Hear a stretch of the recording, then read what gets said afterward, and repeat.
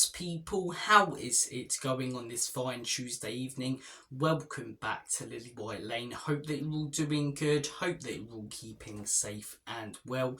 And in the words of Alan Partridge, I hope that you're all having a really good Tuesday, wherever you are in the world and whatever you are planning to get up to today. And look, I wanted to come on here and discuss something a little different, because it's no secret that recently the football Spurs have been playing has been nowhere near as good as it was in those first 10 games and at the beginning of the season. And I've seen a lot of Spurs fans questioning why, asking why.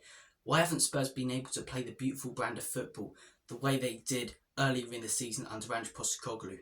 Why aren't the performances as good? Why aren't Spurs able to sustain a good performance for not just 90 minutes, but at least 70 minutes? I'm going to be trying to answer those questions in today's video. I want to hear your guys' thoughts and opinions. How do you think Spurs can solve the issues they're facing right now?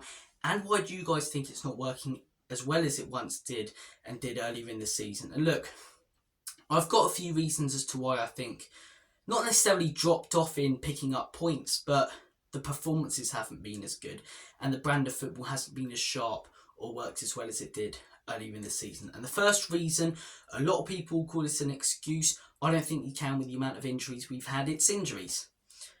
I think injuries have plagued us this season and played a massive part in why we're not higher than where we are in the Premier League table. Right now, Spurs are sat 5th. 2 weeks off, then head into the Crystal Palace game. If we hadn't been plagued by half of the injuries we have been this season, I think we'd be 6 or 7 clear of Aston Villa. 8, 9 or 10 clear of Manchester United. And look, I'd understand people saying that injuries were an excuse if it was 1, 2, 3, even 4 players, but it's not been. It's not been. We've had 3 players away for a month on international duty. Okay, fair enough. That happens. You know you're going to get that when you sign Asian and African players. But first off, let's look at squad players. Squad players such as Ryan Sessegnon, Manuel Solomon, Perisic, who have all been out for a majority, and most of them, most of the season. Then you look at first team players. Romero, out for a month. Mickey van den Ven and Maddison, out for 3 months. Crucial injuries to crucial players. Bentancur, out for 2 to 3 months across the course of the season. If we had half of those players, even the squad players in my opinion, we'd be higher than we would have been in the table. Because look at those games where we dropped points this season. The first Wolves game, as I say, in that spell where we couldn't stop losing for a few games. We lost to West Ham, we drew to Manchester City, which was a good result, but we lost to West Ham, we lost to Wolves, we lost a few games in that period. And you look back at that little period, as I say, Emerson Royale and Eric Dyer were our centre-back partnership. If Ange had one more window and he had Draggers in then, I think we would have picked up more points. But missing Udogie in that first Wolves game, what if he had Sessegnon to come in? I'm not saying he would have been outstanding, but you wouldn't have had to play, as I say, two fullbacks technically at centre-back. Do you know what I mean? It's just, you look back at some of the bad results we've got this season, and a lot of them, not all of them, but a lot of them, we've been missing crucial players. And if we hadn't been missing those players, we'd be much higher in the table. As I say, if we had a few injuries, I understand people calling it an excuse. But when you have a ridiculous amount of first team injuries, squad player injuries, and as I say, even players going off to international tournaments, I think you have to consider that plays a big part in why we haven't been playing the same scintillating stuff as we were at the beginning of the season. And hopefully now, fingers crossed, touch wood, that we're getting a lot of these players back. They can regain that momentum, they can regain that form, and we can go on another run like we did at the beginning of the season. It's going to be hard to regain that momentum that we had, as I say, but even if we can regain half of it and play, half as good as we did for 90 minutes in those first 10 games, I think that will be enough to get top 4. Look, another reason I have written down is teams figuring Spurs out. This one slightly is on Ange Postecoglou. And before anyone comes at me, as I say, I'm not coming out with any stupid statements like Ange out. I think if you're saying Ange out, you need to give your head a wobble, genuinely. The man's done a fantastic job at Tottenham Hotspur, got us excited as fans, changed the philosophy in the transfer market, going for young players instead of experienced. And we've got many more years to come, in my opinion, of great football under this manager and hopefully achievements under this gaffer. But he does play a part in why we've been too predictable recently. Again, injuries also play a part in this. If we didn't have injuries in a lot of the games that we've lost, we wouldn't have lost them, in my opinion, because we would have had the quality to defend, easy chances or score easy chances. But recently, this has been a massive thing. Teams figuring Spurs out. When Ange Postecoglou first came in, as I say, the football was beautiful because he'd only just joined the football club. Inverted wing backs, as I say, constant runners going forward, a ridiculously high line. People didn't really know what to expect from Ange Postecoglou and Spurs. Now they do.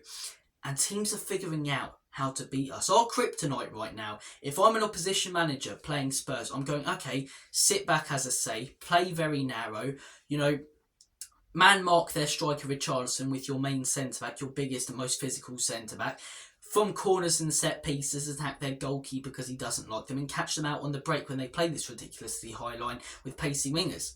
And a few teams have done that recently and they've got results. Wolves sat back, time wasted, played very narrow, caught us out on the break with exciting attacking and pacey wingers. Again though, it links to injuries. If we had Udogie and Poro, maybe it's different, but they caught us out with our biggest weakness, which is how predictable we've been becoming.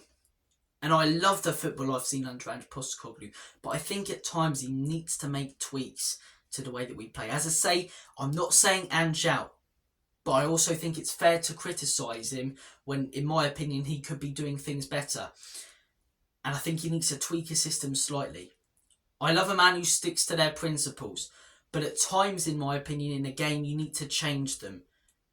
And I'm saying not completely change them. I'm not asking Ange, if we take a lead in a game, to sit back and play a style of play that Mourinho or Conte would.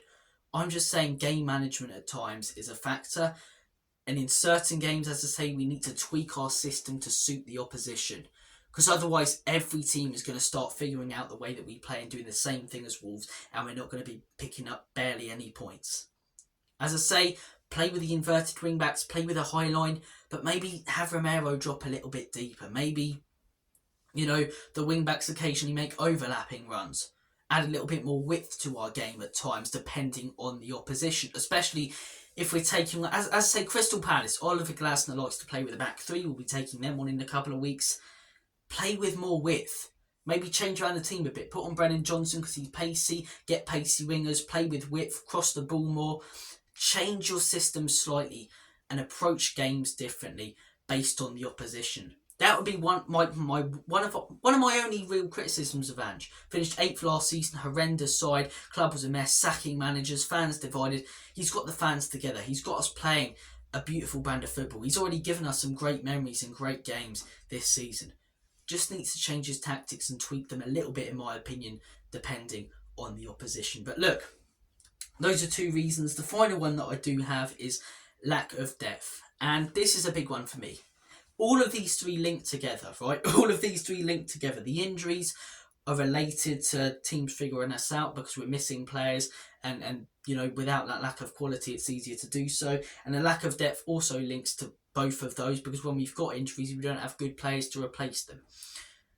If Ange Postecoglou had drag us in those runner games where we lost a few, for the West Ham game, for the Wolves game, I think it would have been a different result. But for a period, we had to play with Royale and Dyer as our centre-backs, with Davies inverting into the midfield, a role he's never really played in his career before.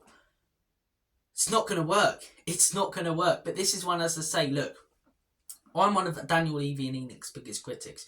But you can't really criticise him for this. We had a really good summer window. It's just part of a rebuild. It takes time to get things right. We've already seen so many great signs this season under this manager that really makes me believe he can be successful at Tottenham. Look at Arteta. Last couple of seasons, Arsenal have been playing a great brand of football. Whether you want to call them bottle jobs or not, I will, because it is quite funny as a Spurs fan. But they've been playing a beautiful brand of football. But no one seems to talk about the 2.5 years before that where they weren't getting things right. But you can still see signs. We're seeing more signs than Arsenal fans did in those first few seasons, which fills me with confidence about the future. That's why it frustrates me when people compare Arsenal right now to Spurs. You're 4 years into a rebuild, we're in phase one. And I think as the phases continue, as we get more windows, and hopefully, touch wood, this one depends on Enoch and Levy, Ange gets backed more with players and a squad that he wants, we'll have better replacements when we get injuries, and we can sustain the same way of playing instead of having to, as I say, you know, bring in players who are nowhere near the level to try and fill the roles that they've never played in their career.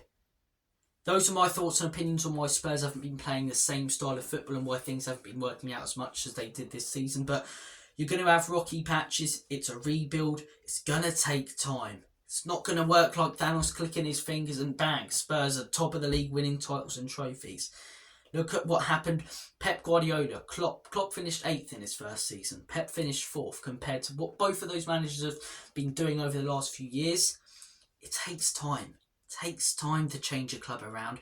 And I really hope Spurs fans and Tottenham as a club give Ange Postecoglou that time, because we've seen so many good signs. And in my opinion, all of these issues can be quite easily fixed if Ange Postecoglou is backed over the next few years. But look, that has been your lot. Thank you for watching this video. You guys are bloody legends. So make sure, if you haven't already, to smash that subscribe button. Give it a Mike Tyson right hook. Also smash that like button and tap that notification bell so you'll be notified and let know every single time we upload a new piece of Tottenham content on the Lily White Lane YouTube channel. Those were a lot of words I just spoke there quite quickly. I'm quite tired after that, so I am going to head off. Thank you for watching, you all bloody legends. Take care, all the best. Have a smashing rest. I don't know, I went all Scottish through McIntyre. Rest of your day, man. Don't know why I went all Scottish there, but have a cracking rest of your day, a smashing rest of your evening. And as always, come on you Spurs, Ian can leave you out. You know the next line I'm about to speak. In Big Ange, we trust. The place is where